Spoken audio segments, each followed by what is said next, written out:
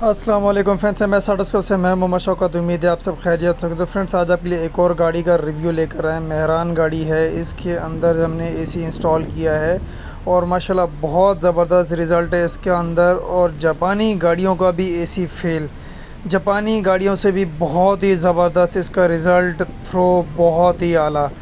तो ये देखिए फ्रेंड्स, माशाल्लाह बहुत ज़बरदस्त है। आपको किसी भी मेहरान के अंदर ऐसा नहीं मिलेगा। इसके अंदर हमने ये इसकी जो है एसी का काम किया है।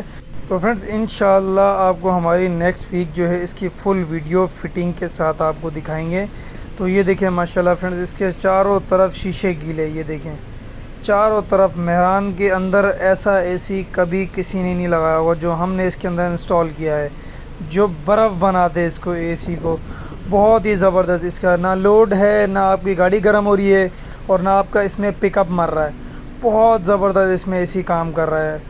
तो चलिए आपको बाहर भी हम दिखाते हैं कि बाहर कैसा है। ये देखें माशाल्लाह से बहुत ही आला कूलिंग कर रहा है। ये देखें बहुत ही ज़बरदस्त, चारों शीशे इसके गीले, 15 मिनट में चारों शीशे गीले, ज़बरदस्त। चले फ्रेंड्स, अगर आपको हमारी वीडियो अच्छी लगे तो हमारा MS चैनल सब्सक्राइब करें, बेल आइकन दबाएँ ताकि आपको हमारी आने वाली नोटिफिकेशन मिल सके। अल्लाह हाफिज़।